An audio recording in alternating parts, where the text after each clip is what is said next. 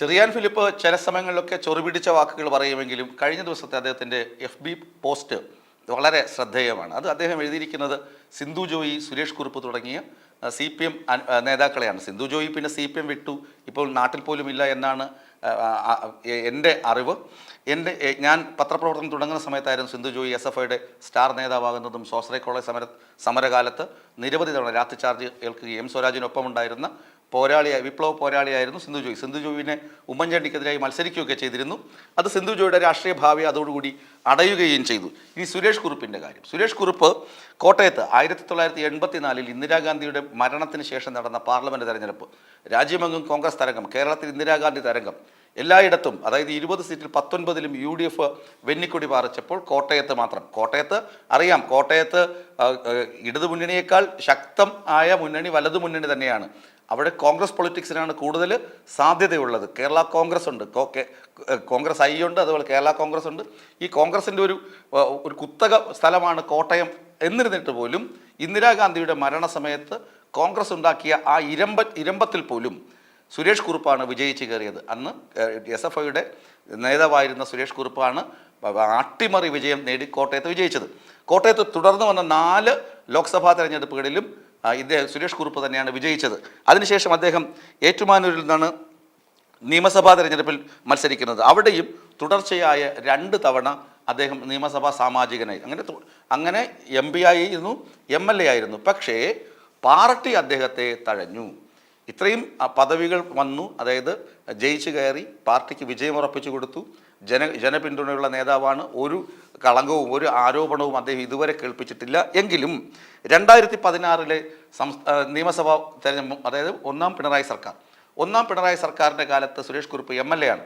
അപ്പോൾ MLA ആയിരിക്കുമ്പോൾ സ്വാഭാവികമായി ഇത്രയും സീനിയോറിറ്റി ഉള്ള ആളല്ലേ, അദ്ദേഹത്തിന് നിയമസഭാ സ്പീക്കറാകാം അല്ലെങ്കിൽ മന്ത്രിയാകാം. പക്ഷേ അദ്ദേഹത്തെക്കാൾ പ്രായം കുറഞ്ഞ ജൂനിയറായ P. ശ്രീരാമകൃഷ്ണനെയാണ് അന്ന് നിയമസഭാ സ്പീക്കറാക്കിയത്.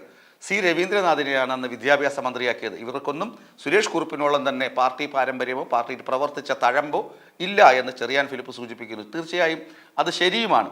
ഇത് ചെറിയാൻ ഫിലിപ്പ് എഴുതാൻ കാരണം പാർട്ടിയുടെ ജില്ലാ സമ്മേളനങ്ങൾ നടന്നുകൊണ്ടിരിക്കുകയാണ്. ബ്രാഞ്ച് തലം മുതൽ ലോക്കൽ തലം മുതൽ ഏരിയ കമ്മിറ്റി എല്ലാ സ്ഥലങ്ങളിലും സംസ്ഥാന നേതൃത്വത്തിനെതിരെ കൂരമ്പുകളും അധിക്ഷേപങ്ങളും ഉയരുന്ന സമയത്താണ് കോട്ടയം ജില്ലയിലും സമ്മേളനം നടന്നു. നമുക്കറിയാം, മുഖ്യമന്ത്രി പിണറായി വിജയനാണ് എൻ്റെ സമാപന സമ്മേളനം ഉദ്ഘാടനം ചെയ്തത്.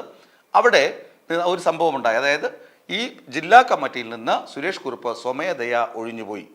അതാണ് വാർത്തകളിൽ ഇടം നേടിയ സംഭവം. അതാണ് സുരേഷ് കുറുപ്പ് എന്തിനാണ് ഈ സ്ഥാനം ഉപേക്ഷിച്ചത്. അത് അന്വേഷിച്ച് ചെല്ലുമ്പോഴാണ് മനസ്സിലാക്കുക, സുരേഷ് കുറുപ്പ് ജില്ലാ കമ്മിറ്റിയിൽ അംഗമായിരുന്ന സമയത്ത് പാർട്ടി അംഗം പോലും അല്ലാതിരുന്ന ചില ആളുകൾ ഇന്ന് CPMൻ്റെ സംസ്ഥാന സെക്രട്ടേറിയറ്റ് അംഗങ്ങളാണ്, സംസ്ഥാനത്ത് മന്ത്രിസഭയിലുണ്ട്. അപ്പോൾ അങ്ങനെ തന്നെക്കാൾ ജൂനിയറായ പലരെയും സംസ്ഥാന സെക്രട്ടേറിയറ്റിലേക്ക് നോമിനേറ്റ് ചെയ്യുന്നു, സെക്രട്ടേറിയറ്റിൽ വരുന്നു, അവരെല്ലാം മന്ത്രിസഭയിലെത്തുന്നു, തന്നെ മാത്രം പാർട്ടി അവഗണിക്കുന്നു. പിന്നെ എന്തിനാണ് താൻ ഇങ്ങനെ ഇരിക്കുന്നത്? അതുകൊണ്ടാണ് അദ്ദേഹം സുരേഷ് കുറുപ്പ് രാജിവെച്ചത്. അതാണ് ഞാൻ ആദ്യം സൂചിപ്പിച്ചത്. ചെറിയാൻ ഫിലിപ്പ് പലപ്പോഴും ചൊറിപിടിച്ച വാക്കുകളാണ് പറയുന്നതെങ്കിലും ഇന്നത്തെ അദ്ദേഹത്തിൻ്റെ കുറിപ്പ് ഏറെ ശ്രദ്ധിക്കപ്പെട്ടതാണ്. വേറൊന്നും കൊണ്ടല്ല, സുരേഷ് കുറുപ്പിനെ പോലുള്ള ഒരു നേതാവിനെ CPM എങ്ങനെയാണ് ഒതുക്കിയത്. അപ്പോൾ CPM സുരേഷ് കുറുപ്പിനെ ഒതുക്കാമെങ്കിൽ എത്ര നേതാക്കൾ അതുപോലെ CPM ഒതുക്കിയിട്ടുണ്ടാകണം. കഴിവും പ്രാഗൽഭ്യവും ജനപിന്തുണയുമുള്ള പലരെയും CPM ഇങ്ങനെ ഒഴിവാക്കിയിട്ടുണ്ട്. അതിലൊരാൾ തന്നെയാണ് ചെറിയാൻ ഫിലിപ്പ് എന്ന കാര്യത്തിലും അതിശയമില്ല. കാരണം ചെറിയാൻ ഫിലിപ്പും കുറേ കാലം ഇടത് സഹയാത്രികനായി നടന്ന് ആ ആട്ടും തുപ്പും ഏറ്റ വ്യക്തി കൂടിയാണല്ലോ.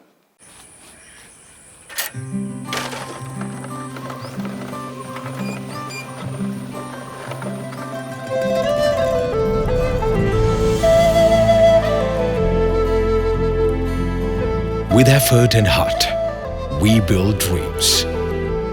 To see the world's light and shadows. To touch hearts and spark connections.